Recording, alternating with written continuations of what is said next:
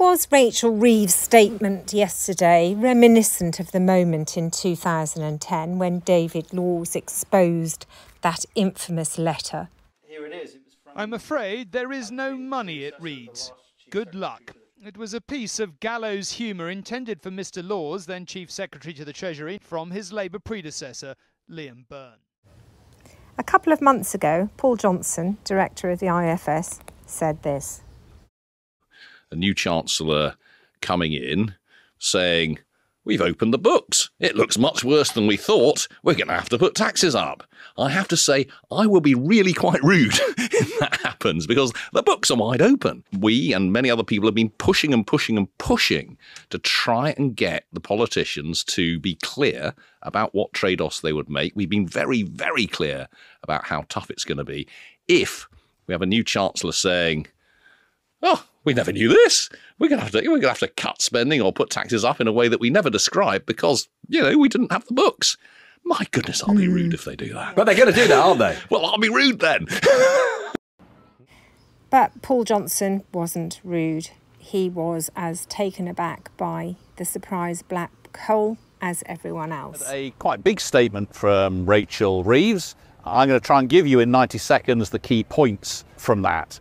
Clearly what she was trying to do, what she was doing, was to emphasise the very difficult state of the public finances that she's been bequeathed by Jeremy Hunt. Now, we knew a lot about how difficult the world was going to be. I think we've learned some more, actually. We didn't know, I think, that there was a 6 billion hole in the amount of money available for housing asylum seekers, for example. That seems to be a genuine additional challenge for the government that wasn't previously funded. I also didn't know that some of the other announcements by the previous government, for example, for some road projects, simply hadn't been funded. The biggest thing, though, that Rachel Reeves announced, which was £9 billion for public sector pay, well, we knew that that was going to be a challenge. We knew that the money wasn't there, and that's a choice that she has decided to make to fully fund those quite generous pay increases. The long-term challenges of public sector spending remain. It remains the case that if she keeps to the budget set by her predecessor, cuts in public spending will be needed. I don't think that's what's going to happen. I suspect we've been somewhat softened up for some tax rises coming in the autumn budget, made much more difficult by the national insurance cuts that we saw from Jeremy Hunt, the £20 billion cost of which looks less and less sustainable. That if this problem is about £20 billion big, that is exactly the scale of the national insurance cuts implemented by Jeremy Hunt just before the election. Now, if those cuts were implemented in the knowledge that there was this kind of hole, that's not good policy, to put it mildly. Jeremy Hunt is a liar. Jeremy Hunt covered up from the House of Commons and from the country the true state of the public finances. He did that knowingly and deliberately. So he's a liar. If he covered something up knowingly, he's a liar.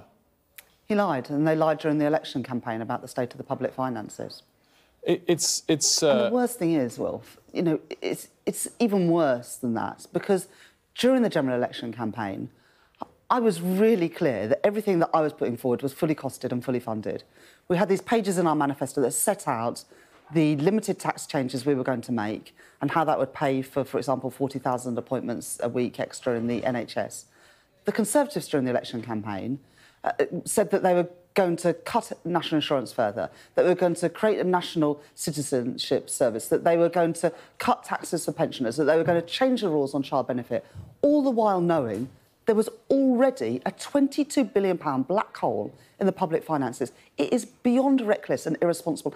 And at a time when trust in politics is already at an all-time low, after Partygate, after all those contracts to friends and donors of the Conservative Party, to then mislead people in that way during a general election about what was possible, it is unforgivable, and they should never be allowed to have their hands on power and our public finances again. So it's really interesting to hear you go as far as you just have. And I've been poring over all of the detail of this overnight. And, there's clearly a lot of experts who do agree with some of the details that you're saying.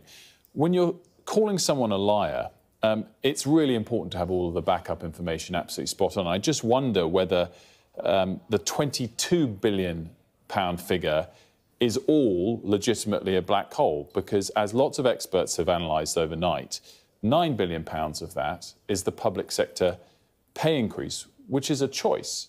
Now, maybe it was a choice that, based on the prior estimates, any government would have to make and had not been provided for. But it was a detail that we all knew about coming into this election, and it's just a choice that you've decided to make, maybe the right choice, that's costing £9 billion. Should it be more of a £10 or £11 billion black hole?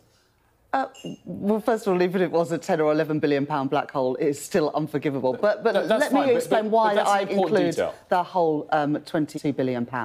It was the former government who gave the remit to the independent pay review bodies. And extraordinarily, this year, they didn't include in that remit a number for what was affordable. We didn't know that. I didn't know that until I became Chancellor on the 5th of July. We also didn't know until the 5th of July that the former Education Secretary, the Conservative former Education Secretary, had the recommendation of the Teachers' Pay Review Body sat on her desk when she was Education Secretary. She chose to do nothing with it. She could have said, that's not affordable, I reject it. She didn't. They put off those choices for the next government.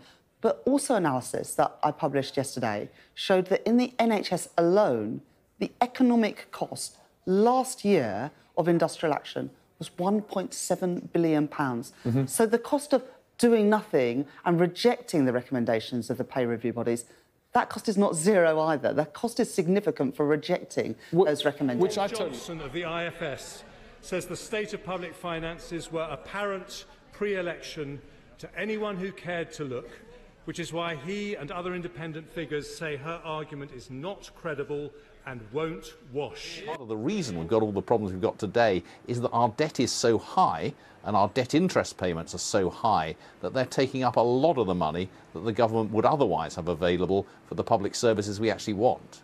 How much of a significant moment was it when the Chancellor said that the Office for Budget Responsibility wasn't aware of some of the commitments that the previous government had made?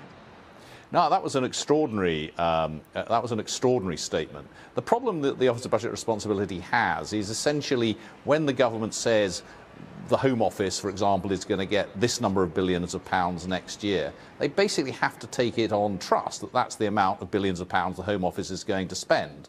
And generally speaking, the job of the Treasury is to make sure that that is the amount that the Home Office spends. It doesn't spend any more than that. But what appears to have happened this time round is that policy decisions have meant that, for example, spending on asylum seekers was going to be something like £6 billion this year, and the Home Office had virtually no money at all to pay for that on top of its other duties. So I think those are the sorts of things that the OBR might not have been aware of or will have missed, because in a sense it takes those spending numbers as given. It doesn't look down into each individual department and work out whether it can do all of the things that it said it will do. And I think that's one of the changes, the welcome changes, that we might see. What Chris says about you open the books and you see that you can't afford all the things that were promised.